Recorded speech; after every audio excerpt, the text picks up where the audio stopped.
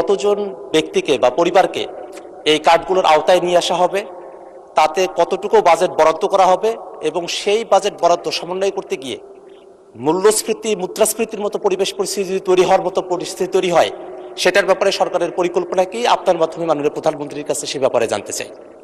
মাননীয় প্রধানমন্ত্রী। ধন্যবাদ মাননীয় সংসদ সদস্য।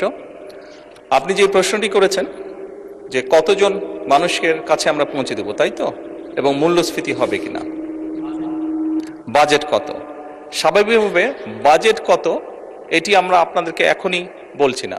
অর্থাৎ আমরা পর্যায়ক্রমিকভাবে জিনিসগুলোকে সামনে এগিয়ে নিয়ে যাব।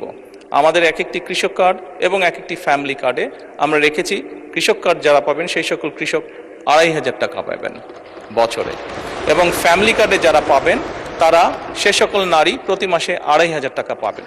আমরা যেহেতু প্রতি মাসে এটিকে এক্সটেন্ড করতে থাকবো, অর্থাৎ অধিক সংখ্যক নারী কৃষক কার্ড পাবেন, অধিক সংখ্যক কৃষক কার্ড পাবেন। একবারে সবাইকে দিচ্ছে না, পৃথিবীর কোনো দেশের পক্ষে একবারে সেটি সম্ভব না করা। সেই জন্য প্রতি বছরই আমরা বাজেটের স্যাংশন বাড়াবো, প্রতি বছরই বাজেটে আমরা টাকা অ্যালোকেট করব, এভাবে পর্যায়ক্রমিকভাবে ধীরে ধীরে আমরা এগোবো। এবং অবশ্যই বাজেটের প্রাধান্য পাবে। এবং আপনি যেটা বলেছেন মূল্যস্ফীতি হবে কিনা, আমরা তো টাকা ছাপিয়ে দিচ্ছি না। আমরা যেহেতু টাকা ছাপিয়ে দিচ্ছি না, কাজে মূল্যস্ফীতি হবে না।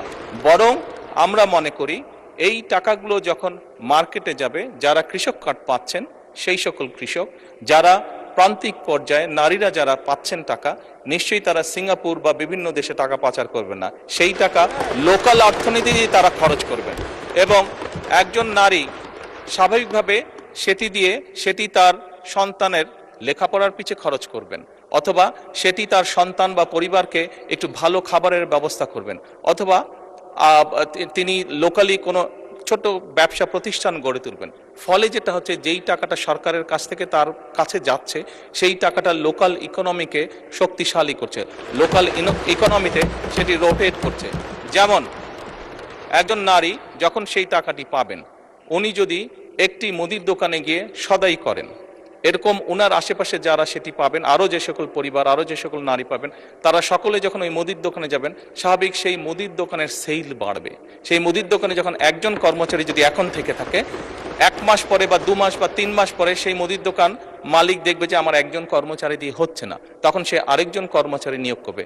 ফলে কি দাঁড়াচ্ছে, কর্মসংস্থান হচ্ছে, এবং সেই কর্মচারী 2 জন বেতন পাবে, তারাও গিয়ে গামছা কিনবে, লুঙ্গি কিনবে, অথবা তার সন্তানের জন্য চিপস কিনবে, অথবা একটা ছোট্ট ফ্রক কিনবে তার মেয়ের জন্য।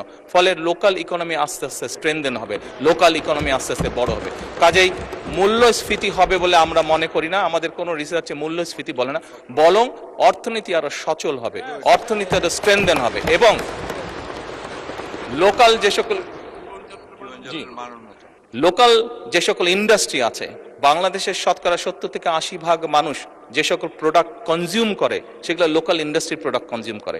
কাজে লোকাল ইন্ডাস্ট্রিগুলোকে স্ট্রেনদেন করার এটি আরেকটি উপায়, এবং তার ফলে যেটি হবে, সামগ্রিকভাবে ডিপ্রাইভ যে সকল মানুষ আছে, আমি বলছি না যে আগামী 6 মাসের মধ্যে এটি হবে, তবে ইনশাল্লাহ 3 থেকে 5 বছরের মধ্যে আপনি যে পরিবর্তনটি দেখবেন, যারা প্রান্তিক গোষ্ঠীর মানুষ, তাদের জীবনযাত্রার মান ইনশাল্লাহ অনেক উন্নত হবে।